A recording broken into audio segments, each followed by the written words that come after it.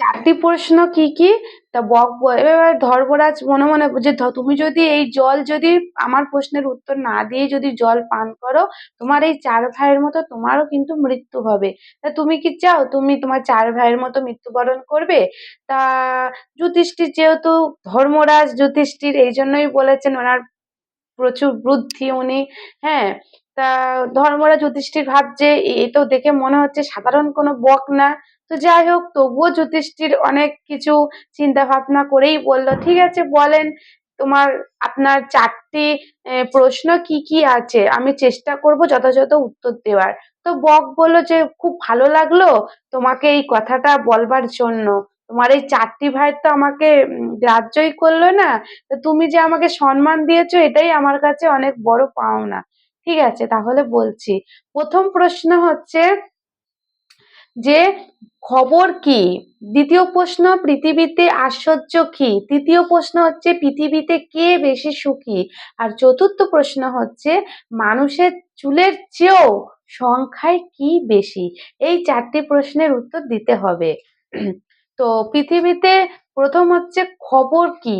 তখন যুধিষ্ঠির বক বগের প্রশ্নের উত্তরে যুধিষ্ঠির বলছে খবর মানে হচ্ছে যে যেহেতু যুধিষ্ঠির চিন্তা করছে যে খবর শব্দের অর্থ যা তা বললে তো হবে না, কারণ বককে দেখে তো মনে হচ্ছে না যে সাধারণ কোনো বক।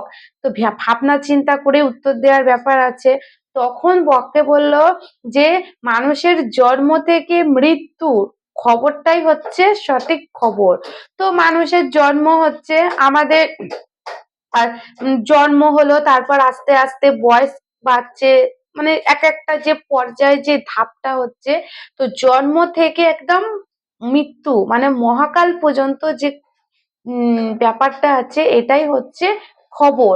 দ্বিতীয় প্রশ্ন, দ্বিতীয় প্রশ্ন হচ্ছে যে পৃথিবীতে আশ্চর্য কি? পৃথিবীতে আশ্চর্য হচ্ছে পৃথিবীতে লক্ষ লক্ষ হাজার হাজার অনেক মানুষই মারা যাচ্ছেন, ঠিক আছে।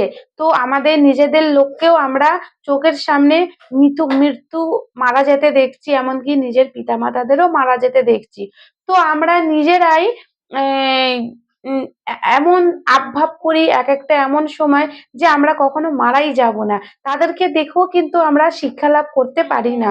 এটাই হচ্ছে আমাদের কাছে একটা আশ্চর্য ব্যাপার যে আমরা চিরকালই এইভাবেই বেঁচে থাকবো। হ্যাঁ, এটাই হচ্ছে আশ্চর্য। তৃতীয় হচ্ছে আহ পথ কি? পথ বলছে, তো যুধিষ্ঠির পক্ষে পথের যে উত্তরটা বলছে যে স্বামীজির মতে পথ হচ্ছে জীবে প্রেম করে যেই জন সেই জন সেবিছে ঈশ্বর। আর হচ্ছে সত্যকে সত্যকে ত্যাগ করা উচিত নয়।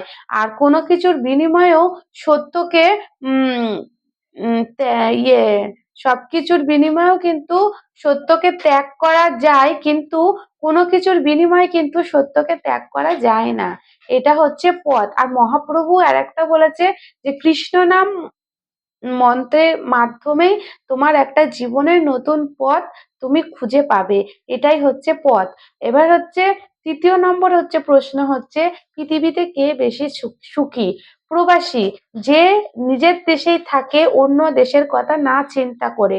আর যেই ব্যক্তি সুখী যে কারোর কাছে ঋণী নয়, সেই ব্যক্তি যার মধ্যে কোনো রকম লোভ লালসা এসব কিছুই থাকবে না, সেই হচ্ছে সবচেয়ে সুখী।